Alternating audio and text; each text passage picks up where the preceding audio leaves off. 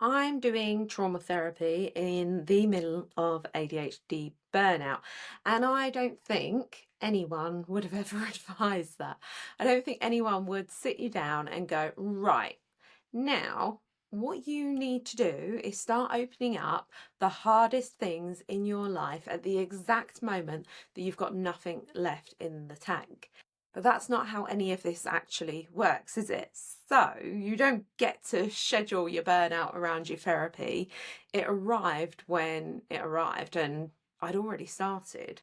So today I want to talk about what the days after a session actually look like, and specifically what they look like when you're neurodivergent and you're already depleted, because there's plenty out there about starting therapy. There's almost nothing about the Wednesday or the Thursday or a bad one on the Friday as well. So, quick thing, first of all, because this matters, I am not a therapist. I'm not qualified in anything to do with this. I'm a person having EMDR who's telling you what it's like in her house. If you're thinking about therapy, talk to a professional, talk to your GP, and please don't take anything I say as a plan. I should probably say what the burnout already looked like before I added on this on top, because I don't want anyone to think that therapy caused it. It really didn't. Burnout was already there. Burnout for me is not always the dramatic thing. It's the thing that nobody tells you. It's not the breakdown. It's everything costs more than it used to. Replying to a message costs something. Deciding what to have dinner costs something. And you've got the same amount of stuff to do as you always had, and about a third of the resources to do it with. And the interest goes. That's the bit I find the hardest to explain. Genuinely, things that I love, things that I'd normally be completely obsessed with, literally nothing. It's flat. So that was where I was starting from. That was the baseline. And then I started opening some of the hardest things in my life on that Thursday afternoon. And I'm not sure I would have chosen that order if I'd been choosing. I cannot tell you where therapy exhaustion ends and where burnout truly begins.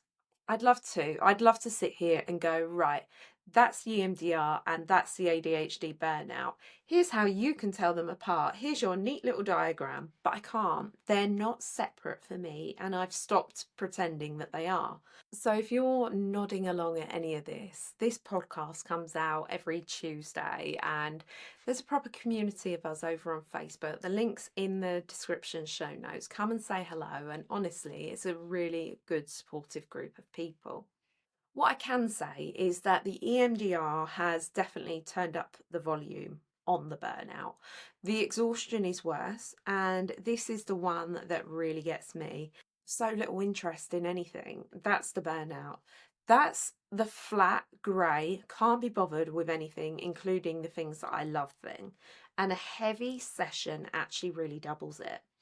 I think if I'd been doing this in a season where I was well, where I it would look completely different. And I think it'd be a couple of hard days and then I'd be back to normal. Instead, it's a couple of hard days landing on a floor that was already very, very low.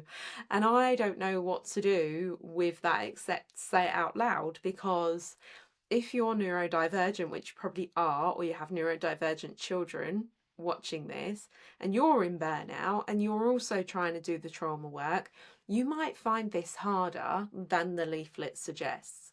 And it might not be that you're doing it wrong.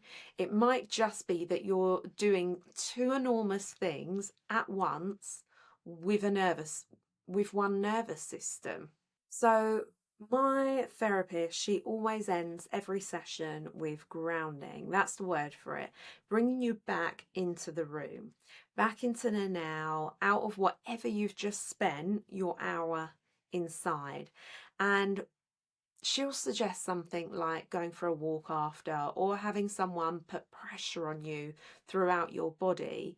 And I always do the walk every time I come out. I go for a walk and I'm trying to take my head out of the session. And honestly, it is really hard. it's hard to bring yourself back to the present when you've spent the last hour focused on a feeling from the past, and you're physically on a pavement, but you're not really on that pavement either. And I do the same walk every time, which is very me actually. Same route, same direction. I actually don't think I've ever varied it. And the first 10 minutes of it are useless. I'm not walking, I'm still in the room, I'm still in the chair, and my body moves, but nothing else has. And then something around the middle of it starts to shift. I start noticing things, actual things outside of me, a dog or someone in their front garden, or the fact that it's colder than I dressed for, which is not at all possible in this weather. Usually it's hotter than I've dressed for. And that's the bit where I know I'm starting to come back, not because I've decided to, but it just sort of happens. And I don't know how long it takes. I've never timed it. I probably should, but it's not quick. And then I get to the front door, and that's the moment of, right, back on. Because what's ever happening in me, there's a house on the other side of that door, and that house doesn't stop, and it needs me. And she also says every single time that if I can't come back down properly, I'm to reach out, and she'll do another grounding session with me. To this day, I've never needed to, and I'm not saying that as a win. I think I'm saying it because it's a safety net that I've never had to use. But honestly, I'm so glad that it's there. There's something about knowing that it exists that makes perhaps the drop a bit less frightening. The rest of the day, I'm usually really tired, I'm very withdrawn, and if it's been a session where we've dealt with a lot, that can run through for 2 or 3 days. And I want to try and describe, I guess, the physical bit here, because I don't think people really actually expect it to be physical. I've run marathons, and the thing about a marathon is you know exactly where it hurts. Your legs, your feet, your hips, it's located. After a heavy session, I don't have any of that, and my body is just exhausted. Same level, it's just nowhere in particular, it's everywhere, and it's not anywhere at the same time, which is a really strange thing to try and explain to someone. You look absolutely fine. You've been sat in a chair for an hour, and you feel like you've done the 26.2 miles. And I do wonder how much of that is an interoception thing, that a lot of us have these wonky relationships with reading our own bodies anyway. Whether I'm just very bad at locating what's actually going on in me at the best of times, and this perhaps makes it worse. I don't know. It's a guess. It's not a fact. And sometimes I'll get anxiety attacks after as well. I'll lose my breath, and it usually happens as I'm probably reflecting on the session, or if something reminds me of the feeling that we were working on. Not the memory, we actually work on the feeling, and that's the bit that I guess it kind of almost ambushes you. And I want to be a bit more specific about that, because anxiety attacks is a phrase that people nod without ever really picturing. What happens is I lose my breathing. That's the first thing. And it's not that I'm gasping or anything like that. It's more that my breath just stops going all the way down, and it stays up high in my chest, and everyone is a bit shorter than the last. And the worst part is, of course, it doesn't announce itself. There's no build up. I'll be doing something completely ordinary. I'll be in the car, I'll be putting the shopping away, and something reminds me of a feeling that we worked on, and it's just there. So there's this thing that happens in my body, and then there's this entire separate job of not letting anyone see it, which is, yeah, that's of course more masking, isn't it? It's just more masking on top of it. But something has to give, doesn't it? It always does. And work is the honest answer. That's the first thing that goes. I have my sessions towards the end of the week, deliberately where I know I'm going to be less busy. That's not a coping strategy that anyone has taught me. That's just working out where the give is. And then the house things, I struggle to cook, I struggle to think, which sounds like nothing until you try to plan a meal. Struggle to go shopping. It's really overwhelming. And that's the burnout and the session both hitting the same function, isn't it? Executive function is already the first thing that goes for me. Added a heavy session on top of that, and there's really and truly nothing left to make a decision with. It's not that I don't want to cook, it's that I genuinely cannot get from there is a fridge with food in to there is dinner on the table.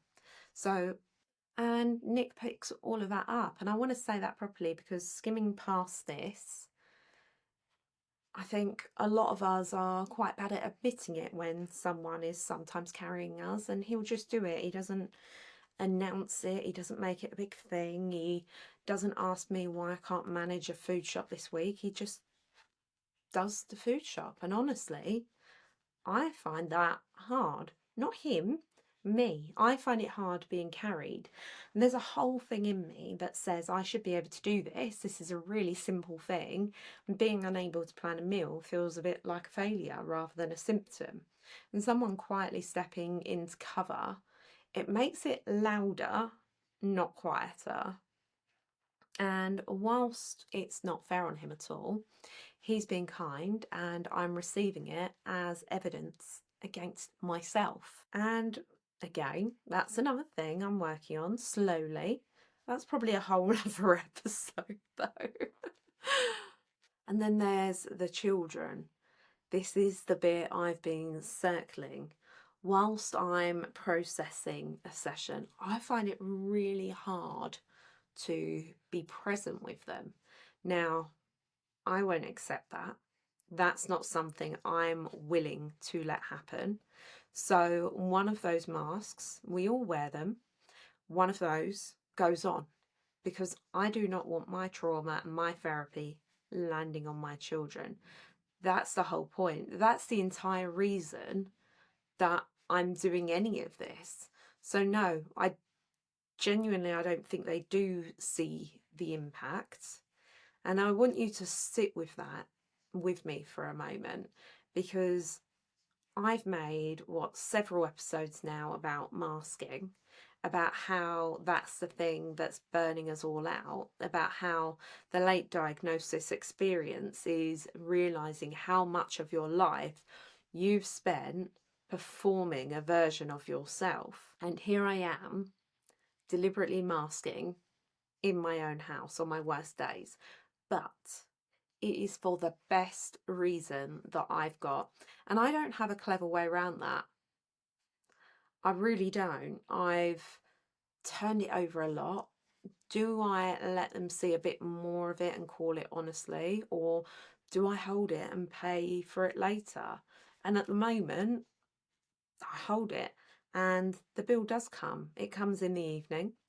It comes when it's quiet and I'm burnt out and I can't do anything at all, which is exactly the cycle that I'm talking about on here constantly. Mask, deplete, collapse, repeat. And I can see it happening, but seeing it doesn't actually stop it. But that's the trade. And I'm not telling you it's the right one, but it's the one that I make in the moment. And that is a choice that I have made. That is what I believe to be right for me. I'm going to mention one thing and then I'll leave it. I made a thing called the 2-circle reset. It's free, it takes 5 minutes, and it's genuinely just when everything's feeling too much and you can't think. Here's a small way to work out what's actually yours to carry right now and what isn't. I made it because I needed it. And that's the whole origin story. There's no course behind it. I'm not building up to sell you anything. It's the first link in the description, or you can go to my Linktree / the weighted blanket. And if you download it, You'll get the odd email from me, which is honestly where I say things that I can't quite fit into the episode. Right, let's get back to it. I'm not going to give you strategies today because I am definitely not in a position to, but a few things are true for me. Plan for the after, not the session, the after. Assume that the rest of the day is gone.